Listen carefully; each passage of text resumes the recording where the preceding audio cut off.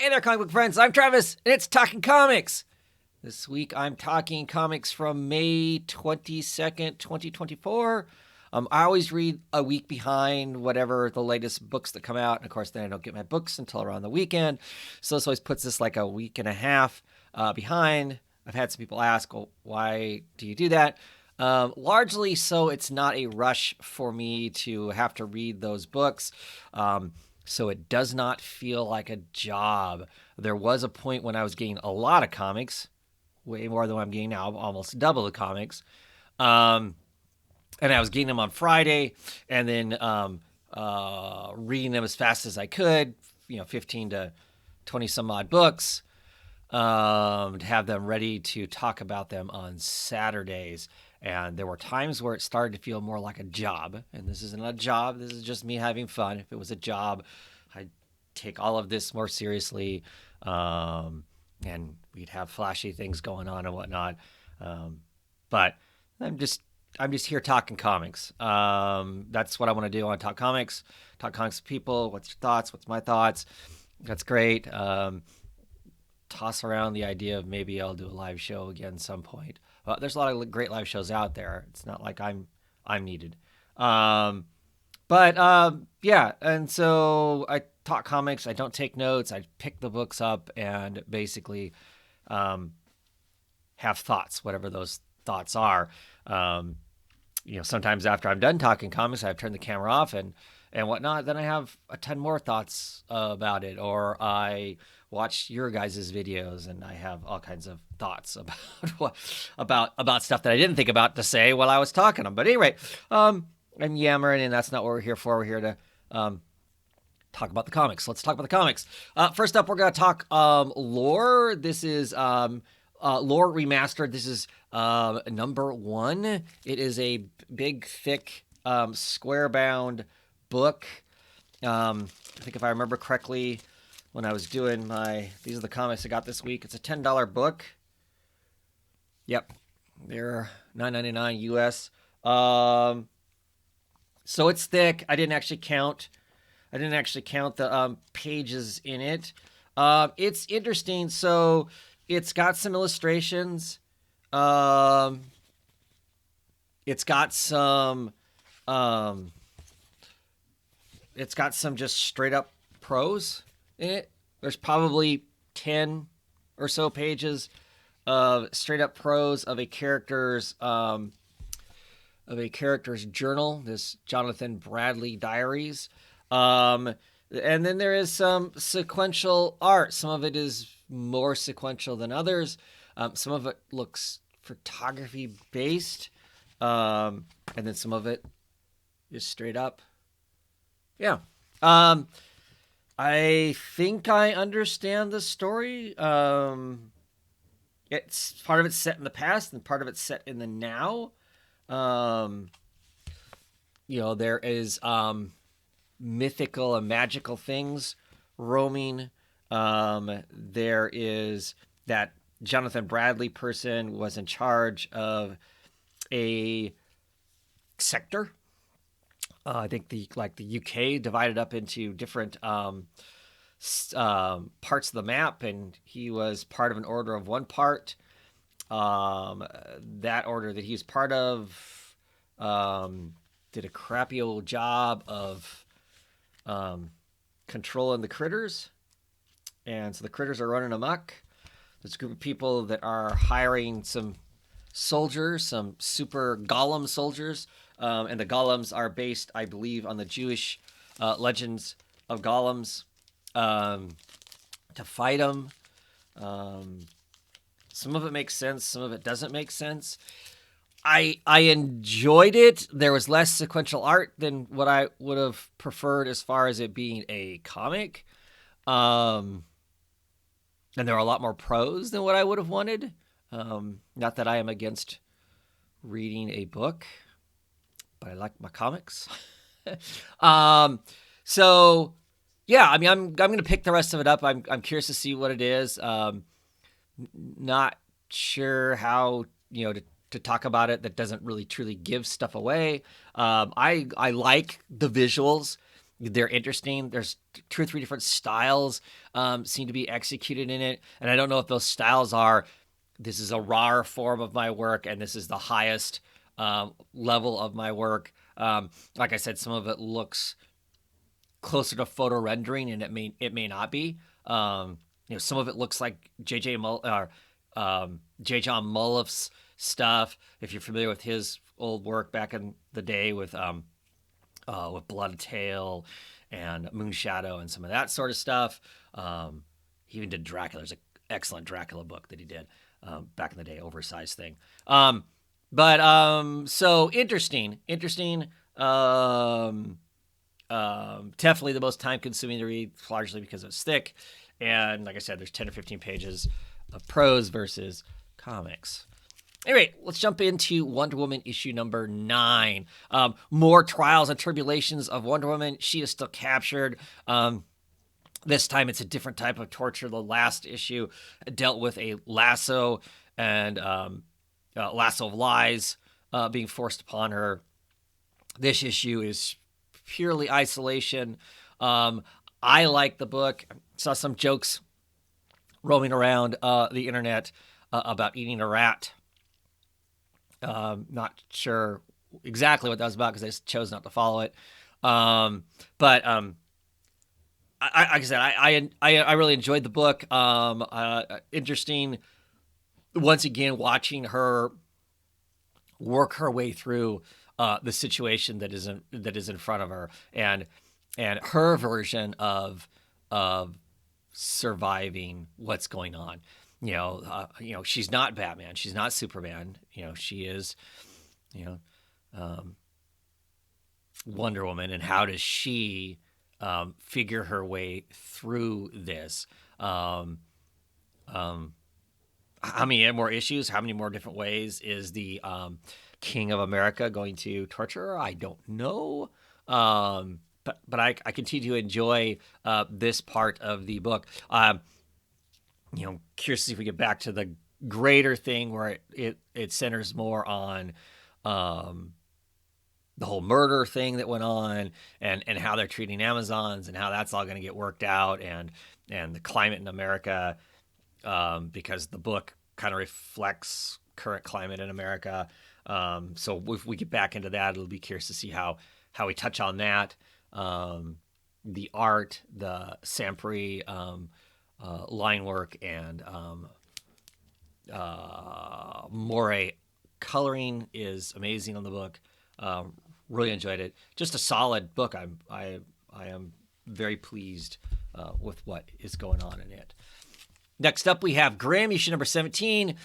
We get a full story here of Eddie.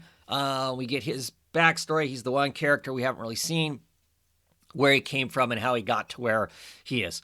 So we get to see the rock and roll dream, and it kind of come apart around him, because obviously he's a Reaper now, which means he's in some state of death. I'm assuming here pretty soon we should start, because he's building an army, and these people are kind of going around and trying to gather up people that they think are going to help them fight hell, because hell is spewing up. Nobody's dying anymore because the actual official Green Reaper has been neutralized. So there is no death, and the cycle of everything is messed up. So that is going to have to be fixed. So it's been an interesting story by Stephanie Phillips and Flavano. I don't know. Art. What you see on the cover there is what you get inside. Quite enjoy it. Just curious to see where we're going to go from here. I'm impressed. We're at issue 17. I wondered, there was a big pause between this and the last issue, I believe, and I wondered if something had happened. But solid sales must continue to be decent on it for it to have gone 17 issues, and it doesn't really feel like there's an end. Like right around the corner. We're not at that precipice. It doesn't feel like. Feels like there's still lots of story to be told. So that's pretty cool. Excited anytime a indie book can make it past 12 issues, past a year, seems to be pretty amazing. Okay, next up we have Something Killing the Children. This is number 37. This is more of the Tales from the Road. I believe these are all kind of things that happened before Erica made her official break from the society, from the House of Slaughter, and so it's fine. It's interesting just seeing that these general "let's go whack some monsters" kind of thing, get some excitement in there amongst the current ongoing story that has a lot of little things about it and whatnot. These are just basically more romps to get a more of an idea of what Erica is like. But I will say the monsters are scary and terrible and all that. Erica seems lighter though. And maybe that's on purpose. Maybe she was lighter. And by the time we get to where she's at in the current time, obviously stuff is much more dire. That's a possibility. Or it's just a fact I know I'm reading these comics with no real consequence. I mean, people die, but Erica's not going to, because we know what the current story is, and this is stuff from the past. But I mean, I still get a kick out of it. Her attitude about fighting the monsters is always entertaining. It's interesting. The kids that are in the comics, a lot of them, the way they deal with the monsters is interesting. In this one, it's like they go into a box store, Erica and a child. They've clearly have been attacked. Erica's already injured some, and they're looking for equipment. And the monster is coming to get them. And there's two store clerks in the store, and just kind of the insanity that goes around them is somewhat amusing. Entertaining book. I really like. I like Werther Deladara. I don't know how you say these people. I say their name. I would just always generally enjoy their art. I just get a kick out of their art, and how they portray stuff and whatnot. I like the characters, like the characters' faces. Love the coloring. Is the coloring done by? I'm gonna look real quick here because I can't remember off the top of my head if the coloring is done by the main artist or no. It is colored by Miquel Moroto. Oh yes, I am just terrible at names. Apologies. I gotta fix my lighting too. I don't like this shadow that's going on. But yeah, so like I said, I quite enjoy the art in it, the coloring, and stuff like that. Just a good romp. These tales from I'm not sure how many issues it is. I'm betting a full trade's worth, I would almost guess, is just Tales from the Road. So you can put that out and just have these kind of one-off sort of a deal. But yeah, would be my guess. Issue I thoroughly did not enjoy, one iota. This is the Immortal Thor issue number 11. It is a Gods tie-in. I am not having anything to do with Gods. I don't even know what's going on in it, nor do I care. I am not interested in the Marvel universe as a larger spectrum. It is whatever it is. It does not matter to me. But it really makes you cranky when you drop an event spin-off or tie-in or whatever into a title that I'm reading that in large has nothing to do with what's going on in the rest of the whatever. And it's not just Marvel. It irritates me when DC does it too. So this issue has like 2 pages of what happened in the last issue. Oops, well, you better lie low for a while. Hey, conveniently, we can tell this other shenanigan story, which, like I said, I absolutely do not care about, one way or the other. It is what it is. Oh, gathering of all the children of Odin, for some reason, because it seems like the thing to do. I just, whatever.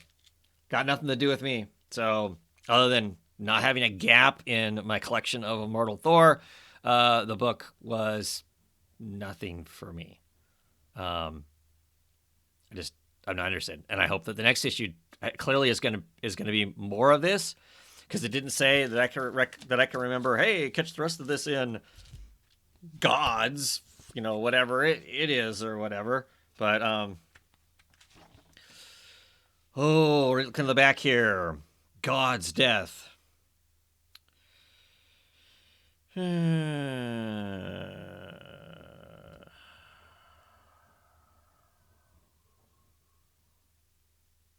I don't know. I can't quite tell. They're going to go try and find Tyr, and I just don't. Yeah, was not happy. Was not happy with that at all. I don't even want to talk about it more. Just irritating waste of my time. So. Let's talk Local Man. This is issue number 10. Local Man is lying low because there's all kinds of murders and mayhem happened at the at his hometown. He ends up having to go back. It's got a lot of the great stuff that was always in that's always in this book. Some stuff to chuckle about, some stuff to ponder. Yeah, I mean, Flex art is great in this. I continue to say Tim Seeley can write a great story if he's given the time and space to do so. The book, my understanding is that it's selling really well, actually getting better sales as it goes along, which is pretty darn amazing. But yeah, I mean, it's going to be, I'm looking forward to seeing, how he's going to kind of navigate this next, thing in his life. He's gone back to his town. The town should be wrecked, and instead the town isn't wrecked. The town is like, I don't know, everybody's going to this church. It's almost a cult-like kind of a thing going on, which is going to be, I don't. His way of dealing with stuff is just it's so funny because he's kind of a screw up, and it's just funny watching him navigate, some of that stuff and whatnot. And then of course the '90s wink and nod story is always relatively decent. It gives you an idea of where what this other life he was living was, which it was just sometimes fun and whatnot, just to get kind of a sense of that and some other quick little attitudes and whatnot. But this is the beauty. This is the part that in my mind is just really good. I don't want to talk about plot a whole lot because I don't want to give anything away to anybody who hasn't read it or is waiting for it in trade. But this next arc, I think, is going to be really curious too, because he's had to come back. He's got the sheriff that he was sleeping with, the sheriff's wife, who used to be his girlfriend way back in the day. And then there was all kinds of murders stuff going on, so it's going to be just watching him navigate that is funny, because you can have all the superpowers in the world, but those superpowers don't help you navigate other people, right? So. Fun stuff. And then we got Hellblazer, Dead in America issue number, what are we on now? 5. This issue, we basically are discussing the tales. We continue to discuss the tales that make America. And under the theory or thought that those tales that describe stuff in America is what makes America America, right? That kind of, having to do with the Sandman dream stuff, and to some degree Hellblazer, with the way magic works and whatnot. Tales are strong, tales have strength, and all that sort of stuff. And in this issue, we're continuing our drive down Route 66 to run through some of those stories, and so we get like, I don't know, I want to say 4 or 5 stories, little like 2 or 3 page stories in this as they're traveling along on their destination. And we get these different things going on. Which I'm fine with that idea. I like that idea. In this, we have multiple writers in this issue, and multiple artists in the issue to tell these little tales and whatnot. And in theory, that sounds great. I will agree. Some people have said that, hey, the stories in here, they do match up to the kind of, flavor of Hellblazer and whatnot. No argument there. I still felt like it was that it was disheveled, though. I think that in this case, to me, I would have been happier if it would have stayed all under one creative crew and ran through it instead of the different changes in here. I'd liked the stories themselves, the messages that were there, the ideas that were there, the foundations of America that were there and whatnot. It felt disruptive. And normally I'm cool with, change artists for different, going back in time, or colorists or whatever, going back in time, or, different reality, or any of those kinds of things. That's kind of what this was, but it also wasn't. And I don't know, in this, it didn't work real well for me. I felt that, like I said, to me, it kept knocking me out of the comic, adjusting to those couple pages of however it was, versus it feeling like, oh, this is an adjustment, this is a change, because we were hearing another story, but we weren't doing anything else that warranted a different look from each of the different stories and whatnot, I guess. I felt like. And so that part kind of bugged me. So still enjoying the book, though, as a whole. I don't know. Is it one more issue? I was going to look to see if I have my invoices close, but I don't think I do. So I'm not sure. I'm not sure if there's one more issue, or is this going to... Because this is issue 5. Lots of times it's 6. Is it going to 8?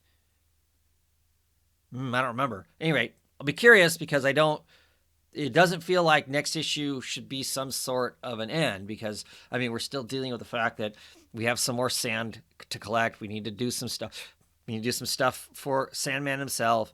John still needs to figure out how not to be a corpse. But clearly by the end of this, the entities that are trying to keep their own control over America and not have Dream involved, and all of that is going to be coming to a header to some degree, because it is chasing after Constantine by the end of this, going, oh, look, okay, we're done. All these stories that they keep kicking up that we don't want, that aren't part of the record that we want, that has to stop. So let's go get them. I can't imagine that ending in 20 to 22 pages, though, in the next issue. That seems crazy. But I don't know. Can't remember how many issues this is, so we'll find out, I guess. Next up, we have, this is Nightwing issue number 114. This is the beginning of the Fall of Grayson. Climbing a mountain, so talking about having issues with fear of heights. Are you crazy? I think I enjoyed this, but off the top of my head, it's been about a week since I've read this. I do not remember. That's terrible. It must not have been that good. I'm trying. Oh yeah, okay, I remember now. I look at some pages to remind myself. I probably should have done that before I open it up. Wonderful art continues by Bruno Rondello. So he's off trying to figure his stuff out in part of it. We get you jump to conclusion. Mr. Heartless here is building an army because it's time to take down Nightwing. We also have some good stuff with Bruce and with Damian, as they're furthering the Alfred Pennyworth Foundation, asking for donations so they can start doing some of the same work in Gotham. And of course, while they're doing that, you get to Gotham and things always go sour, right? So Heartless is making his move, and we're going to see what happens. This first issue was fine. Great to have the great art back. of this arc. Interested to see what transpires next, to get me excited about the Heartless stuff, because we kind of shelved that for quite a while, to bring it back and see what we're going to make of it. Seems strange to me to some degree, because it felt like at the beginning of the story that Heartless was kind of a single rogue individual. Now, by this point, he's almost like a well-organized businessman of sort. He's pulled in what's left of the underworld, and basically, as blackmailed them into being part of his army to destroy Dick Grayson. So next up, we have The Forge. This is issue number 8. This story is really great. The action stuff is cool. As far as the actual Forge itself, the Forge is a unit of like 5 individuals. Each have a squad. They're an elite squad, and each individual has like its own purpose. One's kind of a recon sniper kind of a person. You've got a medic type person. You've got more of an engineering, close combat type person. That sort of stuff. But what really makes this story interesting is is just the politics that are going on now, and the personal struggles. Our main character, Victory, has been lost in T-space. T-space is what all of the universe is used to travel very quickly from point A to point B across space. They found out that there is what they believe an enemy in T-space, that they got the battle, and it has not gone well for them so far. Of course, by the end of this issue, we find out some other interesting things about T-space and that sort of stuff. But there's these Cassandras, this woman in this kind of almost no clothing, and this celestial-looking cloak. There's a bunch of them. They are like the Empress's handmaidens. They seem to be doing their own thing. They can kind of see into the future. They have some abilities to do that sort of stuff. They can teleport themselves around, it seems. They've got some political stuff going on. Of course, there is the actual normal politicians trying to do their work, and generals trying to do their work, and for the Empire. Supposedly some of them has probably more to do with their own individual power. And then the Empress herself, she is just kind of crazy. She's kind of just generally bonkers. Supposedly has all kinds of power and whatnot. That's why she gets away with just being kind of lots of times she's portrayed as kind of a young, flirtatious woman who's just everything and everyone is toys, and she just wants to have fun. It keeps being implied, though, that she has this massive power, this massive ability to see into the future, and all kinds of stuff like that. So we assume that's what keeps her in power, is all of that. But yeah, it's I enjoy the book more and more as it goes along. I am a big Greg Rucka fan. This started out as being probably one of my less favorite Greg Rucka books that I've read, but I've really settling in, and giving us all kinds of interesting stuff to think about and enjoy in the book. So yeah, and of course it's the big giant oversized Image book, worth the money. Even though, like I said, I continue to have the discussion. I don't know if, other than just being bigger art, I don't know if the page having more real estate to work with, I don't know if that real estate is being worked with. So, and finally, this time around, we have a distillery book. This is White Boat, Francesco Francavilla, artwork. That's the big reason to pick it up. Scott Snyder doing the writing. Famous comic book writer. The art is The art is pure Francavilla, which is awesome. So we get this story of this guy who suffered a boat crash, and his twin brother perishes in the thing. He's never clearly recovered from that. He spends his time now writing about boats and kind of living a jet set beach bum, drink every night sort of a deal. There's this mythical white boat out there. He gets the opportunity to go to the white boat and write about it. It's like a super mega yacht. I mean, it's got like multiple swimming pools on it, waterfalls, just all kinds of craziness. And then he finds out, this is all it is. This is no big deal. I thought this was some mythical thing. And then they show him to the like the basement. They open up a hatch and he crawls into this basement where the real boat is. And inside that boat, it's like the TARDIS from Doctor Who. It's massively huge, it seems.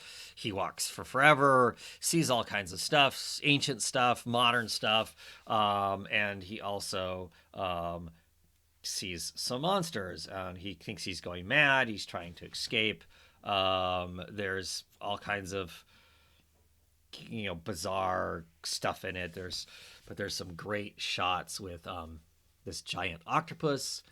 He sees himself. I think that's himself. Maybe it's not. Suckling from one of the tentacles of the octopus, and then you find out it's closer to being like something from Aliens, where it's not suckling, that it's shooting down your throat. Do not know exactly what all is happening. The first issue is largely set up for this kind of weird Chthonian, who knows, island of Dr. Moreau, because in the very end of it, they actually go to an island, and there's some surprises at the island that will be curious to see how that plays out. Also, like I said, wonderful art. Love that cover. Imagery of that cover is just freaking awesome. So we'll see. I mean, I wasn't completely blown away by it or anything. There have been some other Disability books that I've liked. Spectrogram, I think, is the name of them. Book. I've enjoyed that one, I think, the most of the Distillery books I picked up so far, because I've gotten this one. I've gotten the Blood Brother Mothers something or other. Can't remember it. Or Ezreal book. Looks like there's a bunch of other books that are coming up that by creators that could be really cool too. So I foresee myself, fortunately or unfortunately, spending more money on these books. So this book is $8.99 US. It's selling digitally. Like there's only like a couple more days left to buy it for like $20. I'm not sure what that's about. I'm not sure if that's this cover or it's one of their fancy covers. Of course, after you buy the book, then you can trade it on their thing. I kind of call shenanigans on all of that. I love the idea of creators continuing to make money on the books, but like I said, it still really feels like it has a cryptocurrency NTF stuff to it that I don't think is good for anybody. But that's it. That's my books. What do you think? Did you read these books? Sorry if I feel a little disheveled and whatnot. I don't know. I enjoyed the books I read this week. I enjoyed them quite a bit when I read them and whatnot. But I don't know that I was super excited to talk about them. But anyway, I will catch you next time and catch you on your videos. Have a great one, everybody.